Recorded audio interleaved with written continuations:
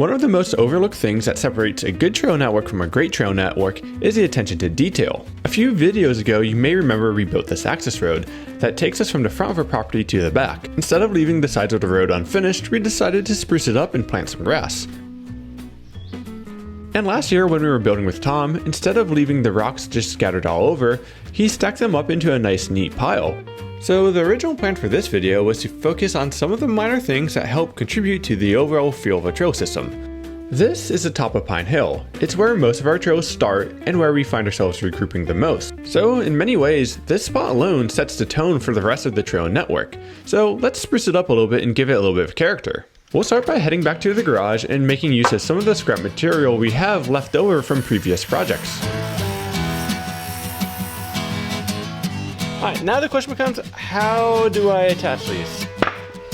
Screws, glue, both? I don't know. And if it looks like I have no idea what I'm doing, you'd be absolutely right. I have an idea in my head, but I have no clear-cut way of how to get there. I'm just kind of going with the flow.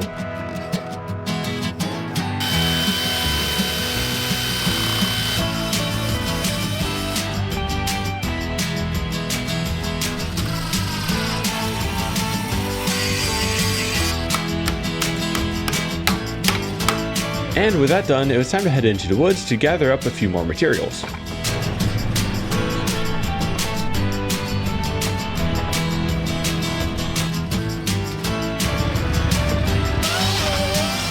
Since we bought this property, we've been walking past this rock slab and always thought it'd make a good bench, but now that we have a gator, we finally have a way to get it back home. I guess it was a little too tight for that brake light there. And that one.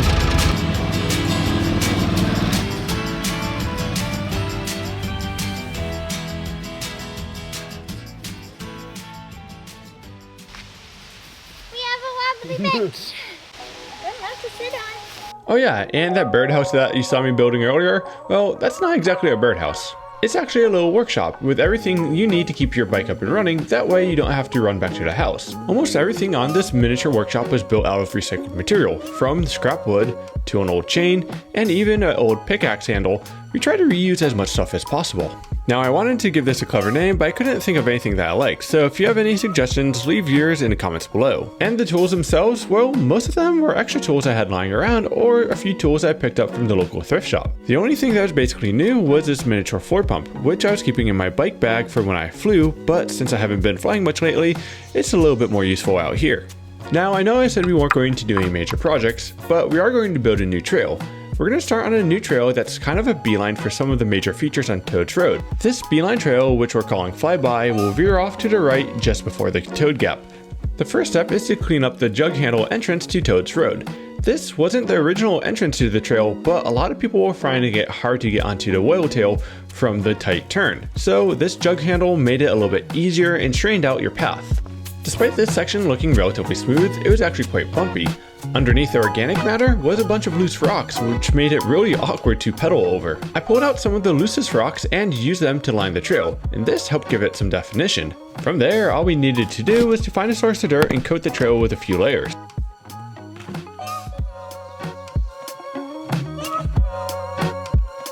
When we built the whale tail, we purposely left a little room to the left to be able to fit a beeline, and now we're just getting around to building it.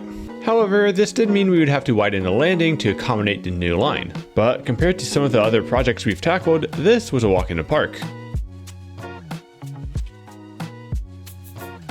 With the landing fixed, it was time to build a lip, or maybe repurpose another one that we weren't using much anymore. As cool as the extra credit line on the flyover was, I wasn't using it much, so I figured we'd put it to better use over here. Not to mention, it would save me a boatload of time, so this was the easiest solution. And with that done, we could start scratching in the rest of the trail, which was going to be the hard part. For what it's worth, Haley and I actually had started on this beeline a few months ago, but we're just getting around to completing it now. This footage is from several months ago, and as you can see, this trail is going to traverse the steepest part of the hill. In this situation, to give the trail some support, we're laying logs lengthwise and then staking them in place. Now, we're mostly doing this out of necessity, but this also has a side effect of giving the trail some character. So I'm thinking because we're going to be braking pretty hard coming down off that trail, I think we want to rock armor this area a little bit to prevent the climbing trail from eroding right there. Now, I'm far from a landscaper, but I know one thing for sure, you usually don't build a patio on organic matter. And in this situation, we're basically building a patio, so I'm removing the organic matter and then filling it with some compactable material. It's funny, I get a lot of questions asking me what I'd be doing if I wasn't mountain biking. And chances are I'd be a trail builder. I love trail building. It's been a huge passion of mine for a while. And it's just kind of funny how all of my passions, from video editing, movie making, to bikes and trail building, have all been able to be combined into one thing, and that's YouTube. I'm kind of a person who I don't like to be doing the same thing day in and day out. It's nice to have different things to do. You don't have a typical routine, and like me, that's very comforting, because routines scare the crap out of me. All right, so we got some rain overnight, and this dust has now turned into mud, which is good, because it actually will pack in pretty good. And while we're waiting on that to dry, can move on down to over there and fix that section.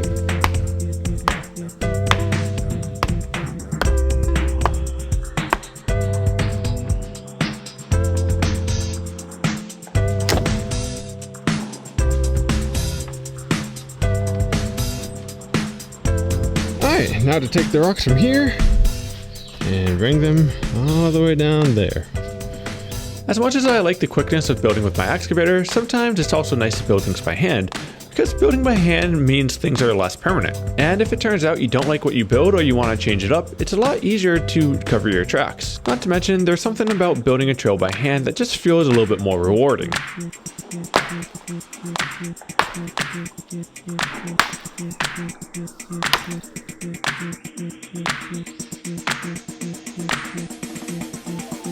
And at this point, the beeline was mostly roughed in but not finished. We'll circle back to it later on in this video, but for now, we're going to move on to signage and sprucing up other parts of our trails. When I went to school for business, there was a term that I learned that has stuck with me, and that is MVP, Minimal Viable Product. To me, it essentially means making a product that accomplishes a job with a minimal effort required. For me, this helps me get my ideas down on paper quicker, that way I can move on and start making some improvements. Now for these signs, the reasons why they're blue and yellow is because these are the colors I had left over from previous projects. And while there's no shortage of different ways you can make trail signs, painting the letters on by hand is a lot cheaper and quicker in this situation.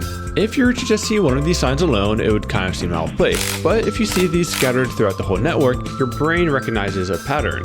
And it's this pattern that helps contribute to the overall character or feel of a trail network. While it may seem superficial, even the small details add up to impact your overall experience of a trail network. Here, I'm building a rock wall to help define a split in the trail. It's a simple touch, but it goes a long way. Speaking of sprucing things up, it was time to head back to our new trail flyby and spruce it up a little bit. The first step was to make use of the dead space where this trail rejoins Toad's Road. It's my opinion that beelines should be just as fun as the main trail. So we're going to make use of some of the extra rock we had laying around and build a scaled down version of this rock jump next to the main one.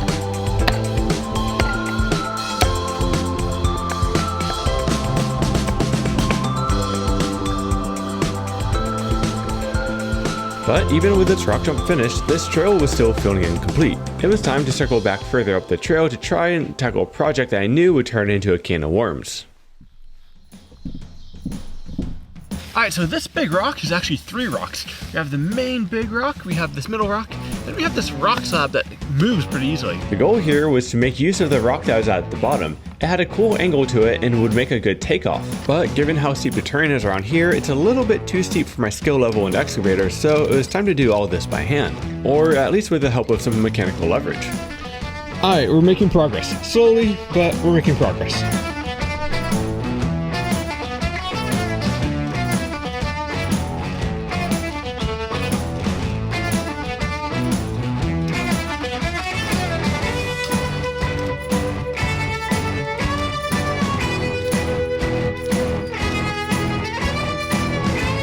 So that's the first one that we moved. It's giant.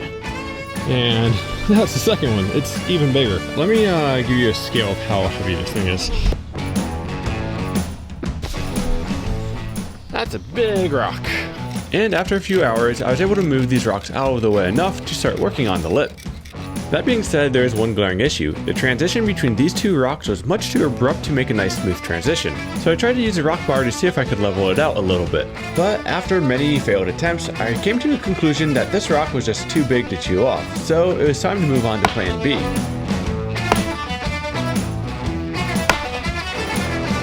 Between the hammer drill, the sledgehammer, and a pickaxe, we were able to chip away enough of this rock to be able to start putting some dirt onto the lip. And as I was shoveling dirt onto the lip, I finally figured out what I wanted to do with those rock slabs. Alright, I really should have been recording this, but I didn't think any of this would be interesting, and now we're like 3 hours later, and it's kind of interesting. So, I like where that rock is. Problem is, that rock is pinching this rock. I've been propping it up so I can free this guy. It's been a lot of random scrap pieces of wood just to pry that up a little bit. I think it might be propped up just enough.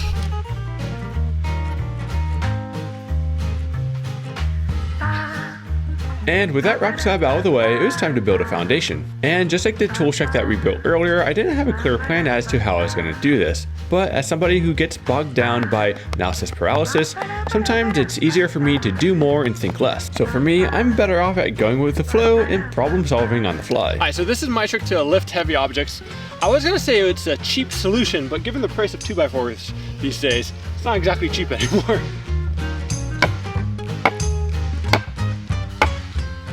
Want to lift it some more?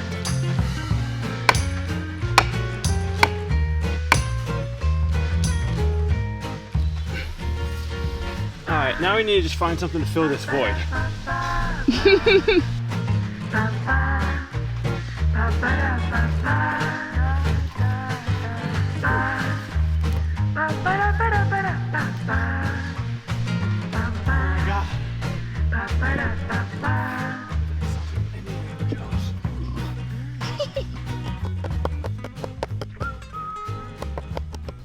Alright, so I'm legally obligated to like shake this around, jump on it, and then say, that's not going anywhere, because that is not going anywhere. At this point, all that we needed to do was to tie up the loose ends, clean up our tools, and give it a good stare down.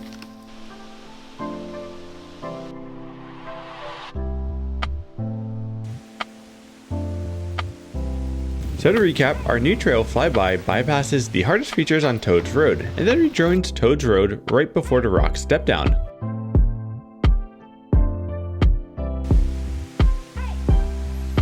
And this beeline trail has a section that has 3 separate line options. The main easy line that goes to the left of this rock, this secondary line to the right which makes use of the rock slabs, and this booter line which sends it off the rock. Though at this point, it was yet to be determined whether this line was possible or not. So with that said, it was time to gear up and give it a test run.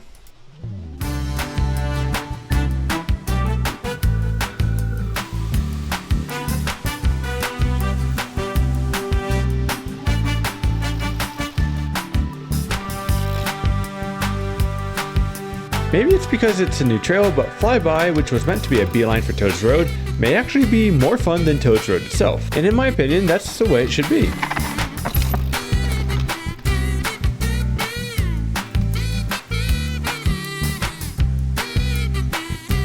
And at this point, the character of our trails is starting to show through.